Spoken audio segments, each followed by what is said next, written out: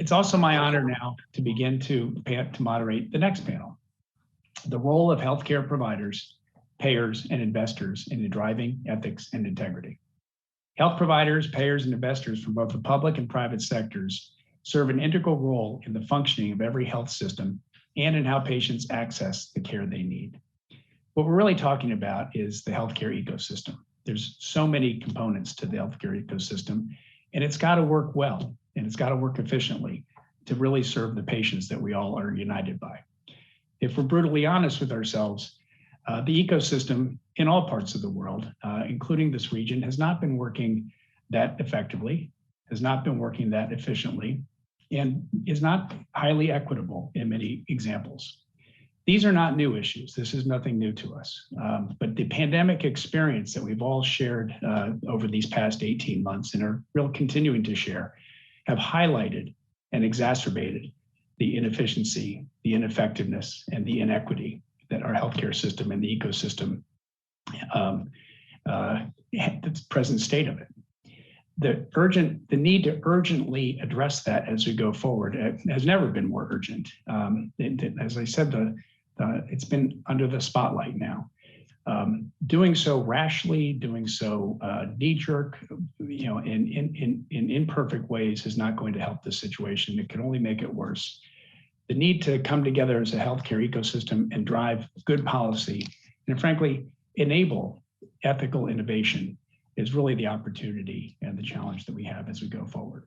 It's a perfect setup for this topic.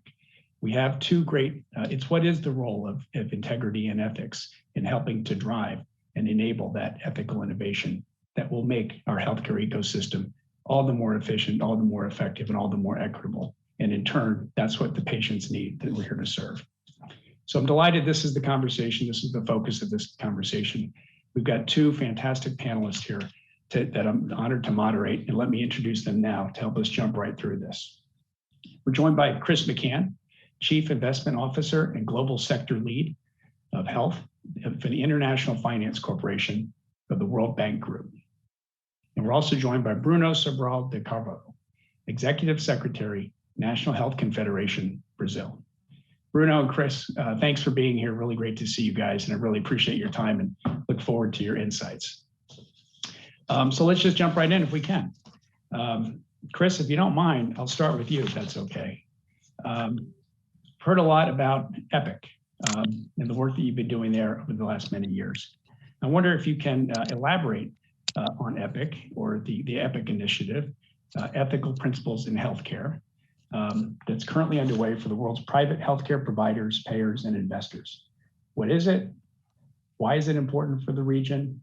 What successes have you seen in this work? And what more can all the stakeholders do to kind of progress it?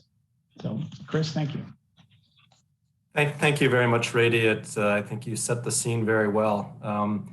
EPIC, as you said, it stands for the Ethical Principles in Healthcare. And very basically, it's a set of 10 fundamental and universally applicable principles that can help guide the ethical behavior of healthcare providers, as well as their investors and their payers, insurance companies, et cetera. So it's really meant to address the whole healthcare delivery ecosystem that you were talking about that needs some work. The International Finance Corporation, my organization, developed EPIC together with our sister organization, the World Bank, a few years ago, but together with actually a wide group of folks that we consulted with and that provided input into EPIC, into the 10 principles. They included, CSOs, wide-ranging ethical experts, academia, other developmental institutions, policymakers, and of course, private healthcare companies and practitioners. While we developed EPIC and supported EPIC through IFC and the World Bank, we really considered a collective action initiative. It's no longer really an IFC product or IFC principles. It's really meant for the healthcare world, for the healthcare delivery world. And we've set up an independent secretariat and run it very much as an independent initiative, rather than something that's within IFC's four walls.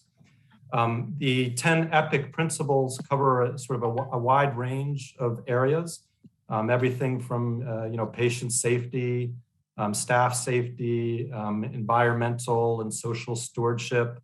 There's even a principle around how do organizations deal with new ethical dilemmas that might come up, which they might not have experienced in the past. So it's pretty all-encompassing, yet simple in the fact that it's 10 principles and really meant for all geographies and all sorts of healthcare providers and their investors.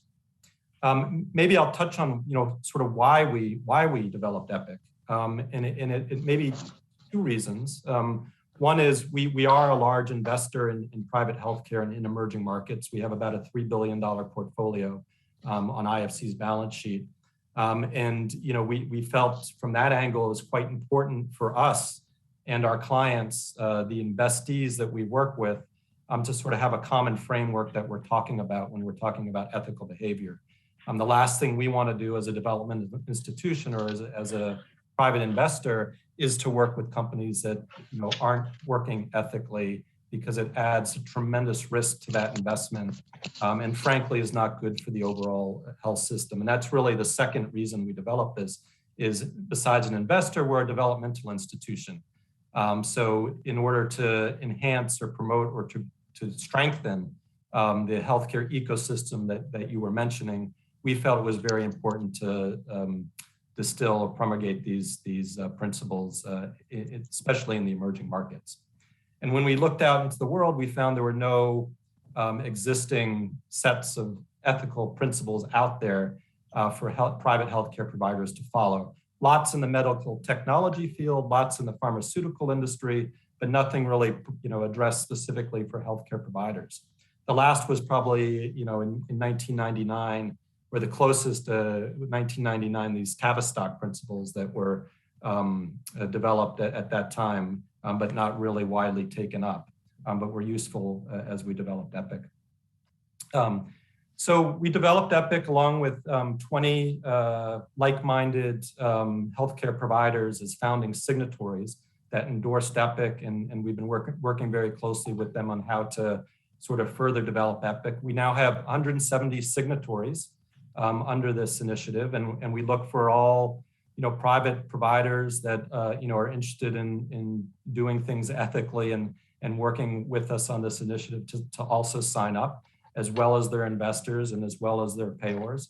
And you can go to epihc.org to see more. We're really thinking that this is a big tent initiative. We want to get as many organizations under this tent as possible so we can start sharing best practices, resources, discuss ethical dilemmas that may come up in operations more and more as we grow that tent bigger.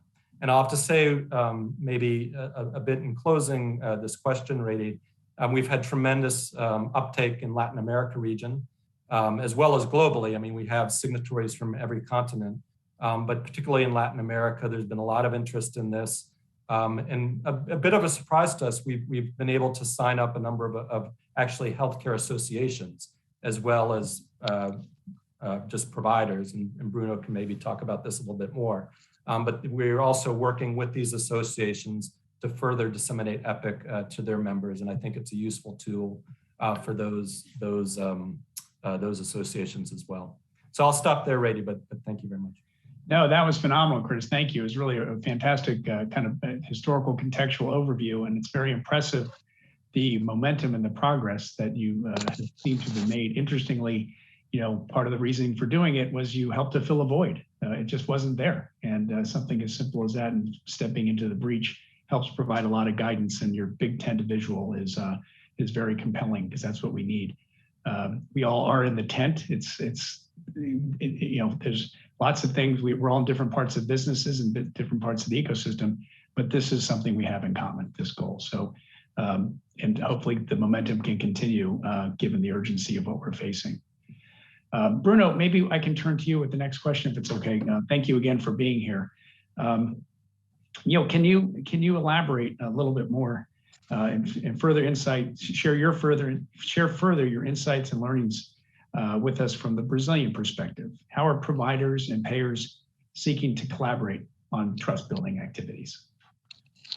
Ok, muito obrigado pelo convite, agradeço aí imensamente. A Confederação... Thank you so much. The National Confederation of Health represents the hospitals and laboratories in Brazil, the service providers in healthcare that normally provide services to the payers. Not long ago, the Confederation, which is a trade union, received used taxpayers' money, basically. In Brazil, until a few years ago, all the unions received a contribution from workers and companies, and that those were obligatory, mandatory contributions. With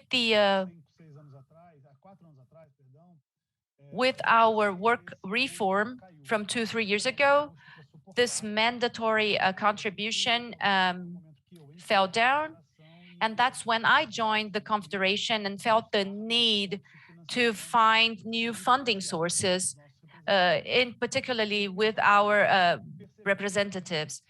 And we also noticed that we needed to change not only the entity's governance, but as well ethic aspects connected to its activities. So trust aspects, relationships with authority, all of this needed to be changed. And then we started a process to change that. We were lucky enough that during this process, we got in touch with EPIC, and through the interaction with it, we were able to incorporate it on our policies, which are still being built. We were able to have a lot of the principles that were put forth by EPIC into what we were doing, and their technical assistance gave us a lot of support. And especially when, the knowledge that we are going in the right path. So today we are going to soon release our new policies in terms of ethics and anti-corruption.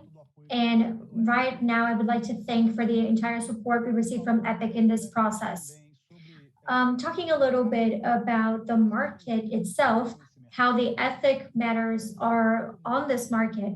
It's always very common to say that in this relationship between the payer and the health service provider, the ethical problems in general are in the way with which the payer, the person who's actually doing the service charges for the service.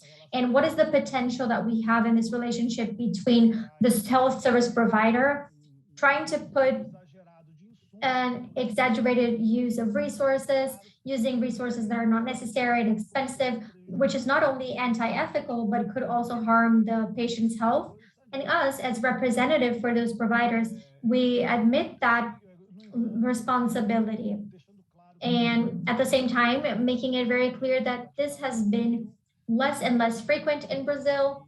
And of course, this is in fact associated to a free-for-service payment.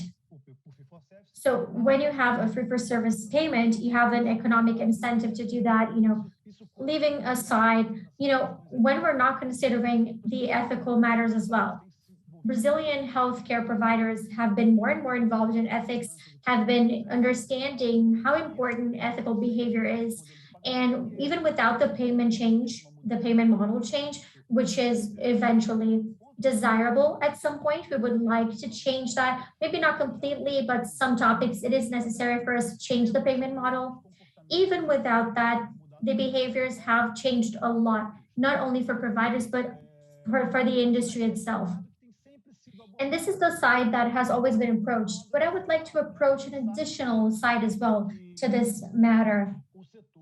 We know that the sector and the health economy tells us that we have a lot of symmetry of information between patients and the caretakers, the health caretakers. So doctors and everyone who works in the industry. What we have been seeing as well is the lack of debate on the behavior of who takes care of people's health. So when we talk about ethics, we talk about the inadequate use of stents. Maybe they didn't need to use that one, they could have used a cheaper one, or there was any other modification caused by an ethical deviation. But we don't say what are the ethical deviations on the relationship with this patient that led this patient to needing a stent. So just to give a personal example, my father had a cardiac disease at 60. My uncle had that as well. And my other uncle also had a cardiac disease. No one asked me about that. No one ever asked me about that.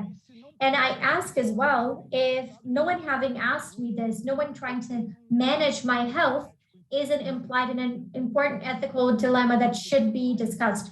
Obviously, some people are more or less enlightened on their health needs, but in general, because of this lack of information and this information symmetry, people don't know that they need to take care of themselves, basically. So when you have a health system that in general is managed by the payers, they detect cancer on stages 3 and 4, and they don't detect this same cancer in stages 1 and 2 because of a lack of communication, lack of care, lack of interaction, lack of information gathering. I ask myself, isn't also an ethical dilemma that should be debated? The health system as a whole needs to be ethic. Doctors needs to be ethics, health providers, but the whole system needs to be ethical in the sense of handling people better, treating people better in a world where we have very big information asymmetry, and sometimes people miss opportunities of getting early treatment in a better way because they don't have that health care. And the question is, whose responsibility is it to take care of health? Today, providers aren't paid to take care of your health beforehand. So in general, I understand that here in Brazil specifically, taking care of health, this care should be done together with providers, but should be also by the people who pay for their health. So this is an important debate, and we haven't been having this debate in Brazil, and I think it should happen. Thank you again. Thank you, Bruno. And boy, those were compelling and vivid examples of what some of the problems are that we're dealing with.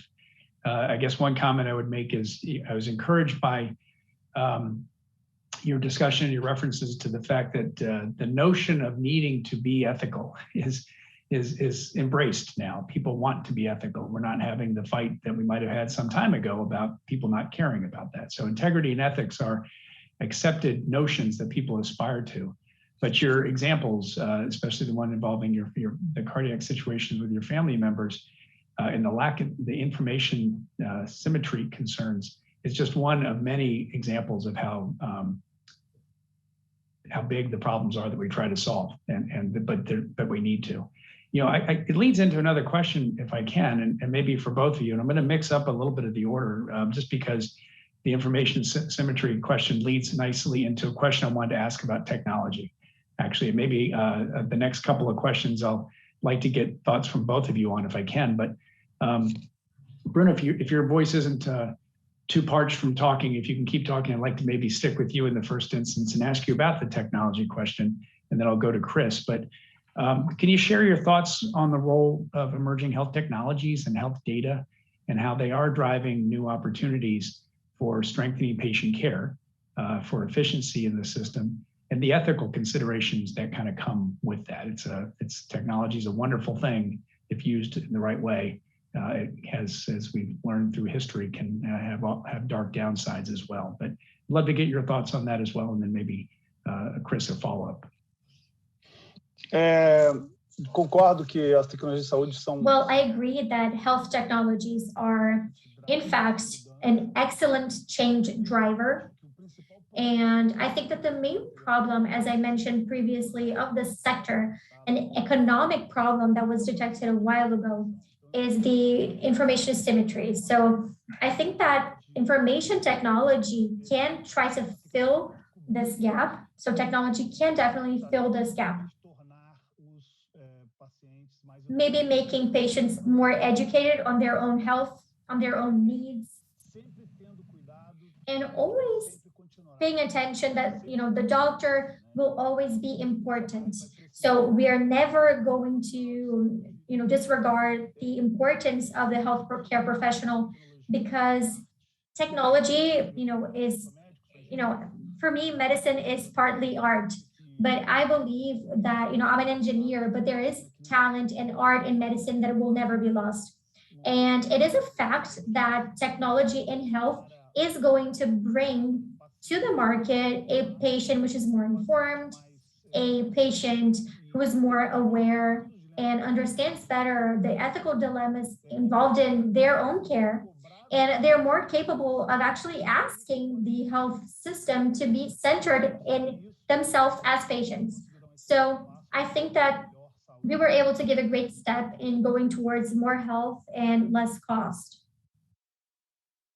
Thank you for that as well. And before I pass the mic to you, Chris, just comment on the patient, my own comment on the patient role, significantly increasing role for patients to be responsible, to be an active participant, to be their own advocate, which is we have to develop, but at the same time, the inequity in the system and kind of a lot of different positions. And it's easier for some people to do that than it is for other people to do that. And kind of keeping that in mind as we go forward is going to be another major issue to try to address in an equitable way.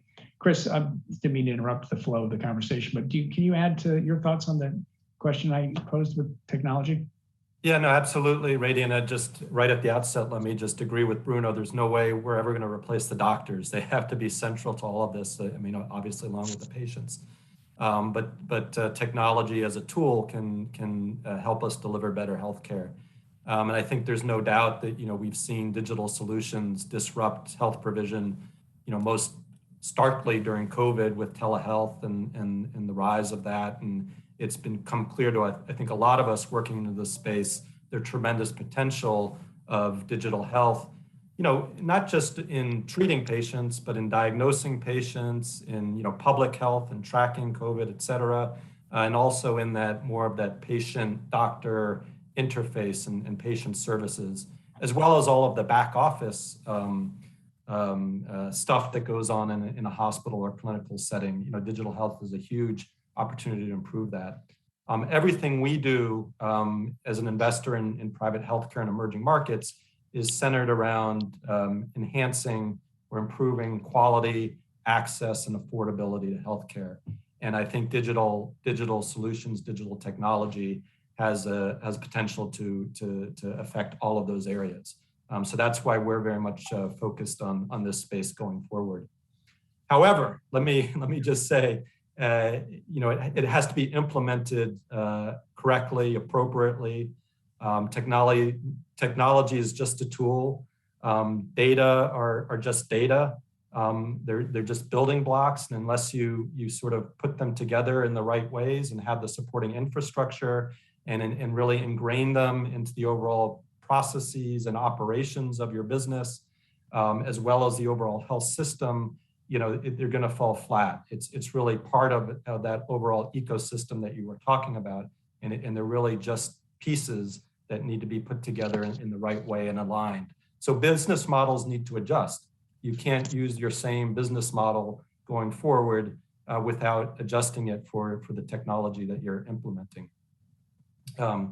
So there are ethical concerns that go along with this around patient rights and privacy and security, but I think these are all manageable.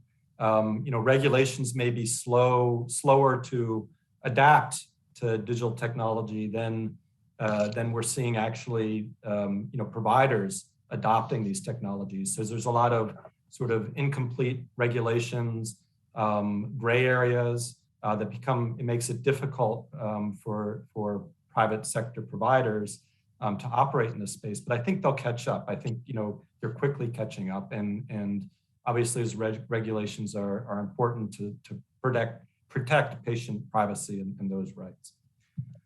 So I think that's it. I mean, maybe just one sort of example, Rady, that we had someone come in and talk about interoperability of technology, which I think is another huge subject. I mean, you can't just, all of this technology needs to be able to work together, both at the facility level, but also within the broader health system level. And that's a challenge in of itself.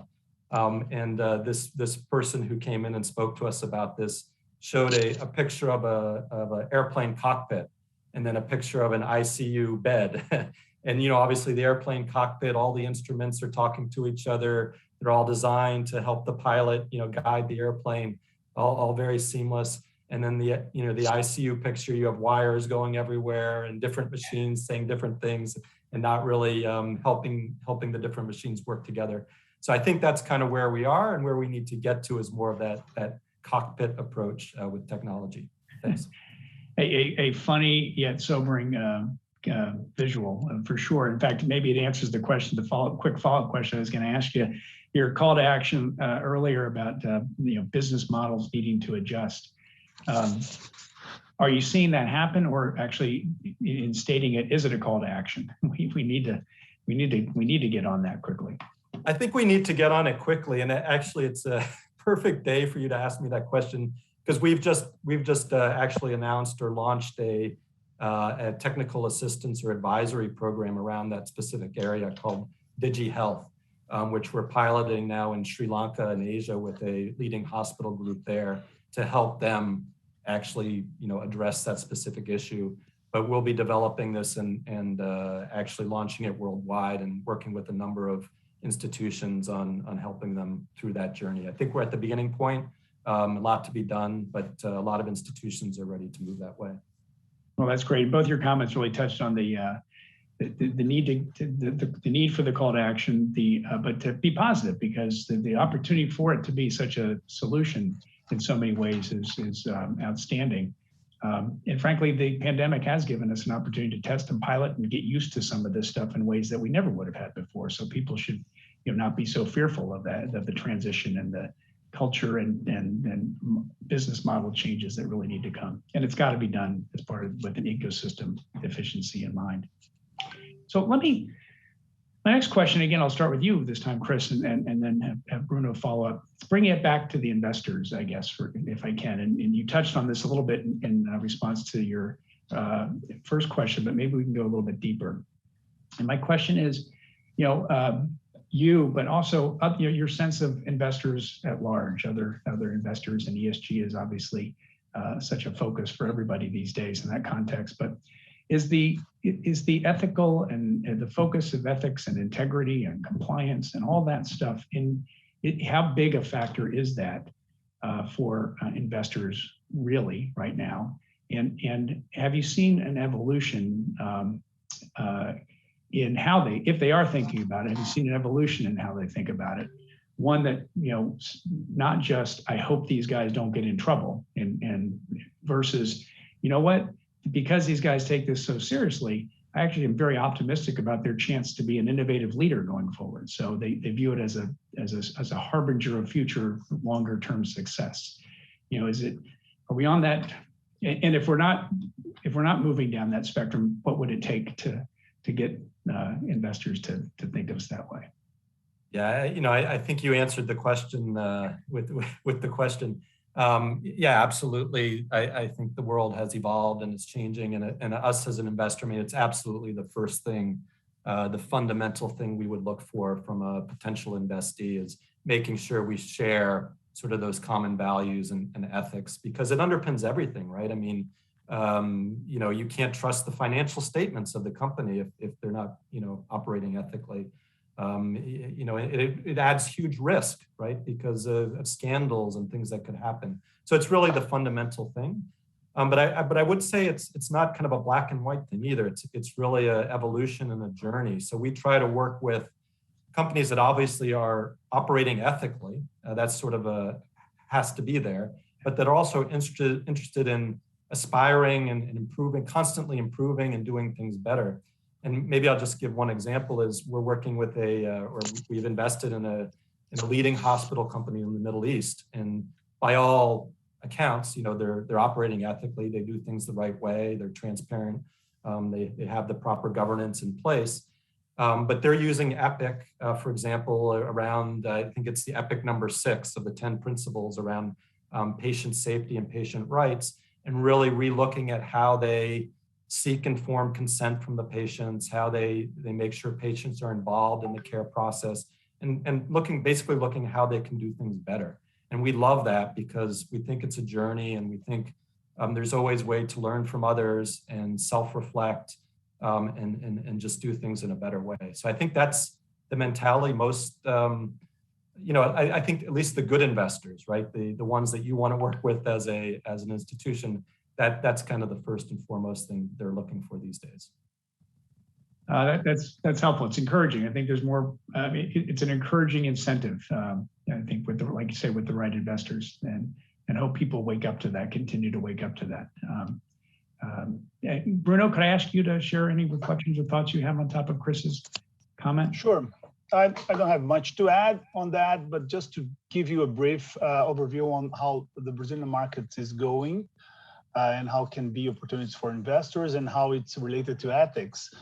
We had a very fragmented market, especially with providers, with small hospitals, all scattered all over Brazil. And we are presently going forward with two things. One is a consolidation. There's a big fight for market share in Brazil. So a lot of mergers and acquisitions going on. And the other drive is a lot of health companies going public. Going public is not a guarantee that the companies will act ethically, but it helps a lot. It helps a lot when you move to public to list in you sell shares because you have to comply with a lot of ethical and anti-corruptions, and you have to be more transparent in your finance. It doesn't mean that you are ethical in what EPIC calls health ethics, but I believe with those bigger companies, the level of society overview on them increases. So what we've been seeing here is that those companies are getting bigger, they're going public, but they are also seeking for more ethical principles implemented and presented to the society. Very helpful. It makes me, you said in a few seconds ago, you made a reference, which is something it's an occupational hazard for all of us. When we think of ethics and compliance, if you are always looking and referring to just what the regulator or the legislation might or might not say, especially now, given the topics that you touched on, whether it's technology or investor expectations, you're going to be waiting around. The legislators, they can't keep up with the pace of everything. And the real opportunity is not to mess it up along the way. So when the regulators and the legislators do catch up, they have to be very punitive. Try to really, whether it's investors who sparked provide the incentive or the other just good ethical and integrity behavior to lead the way. Because I think in my own view, the solution to so much of what we're struggling with in society these days is going to require, and I used the phrase earlier, ethical innovation. Now, innovation can be a scary word, and because it's always new, sometimes people aren't sure what to do with it, and sometimes the reaction can be to not allow it, or to overregulate it, or to kind of suffocate it unintentionally. And we've got to find that right balance, I think, and the opportunity for the participants in the healthcare ecosystem to seize this moment where there is such focus and such need and such an opportunity to kind of lead the way, so that in co-creating this with governments and legislators along the way, you strike a balance of more efficient and more effective a place to be. So I leave a conversation like this a little bit overwhelmed, because the challenges ahead of us are enormous, but inspired by the answers that you both have provided to the discussion and the questions today. And frankly, I'll close with the EPIC principles. It's great that people are aligned and want to achieve this. Something as fundamentally sound as the EPIC principles are such an amazing starting point, and embracing that together and talking with each other and across the ecosystem, I think is something that there is a readiness to do now more than probably ever. And I'm hopeful that coming out of the pandemic experience, if nothing else, this is a momentum that we will all seize and really strive to make more significant, faster process than would ever have been possible, recognizing how fundamentally critical sustainable ethics and integrity really is, not from staying out of trouble perspective, but being successful perspective, and really giving patients what we all strive to give them. So with 19 seconds left, there's a big clock here that's counting me down. I just want to thank you both, and thank you for giving me the opportunity to be on this great discussion with you. Really, really enjoyed it.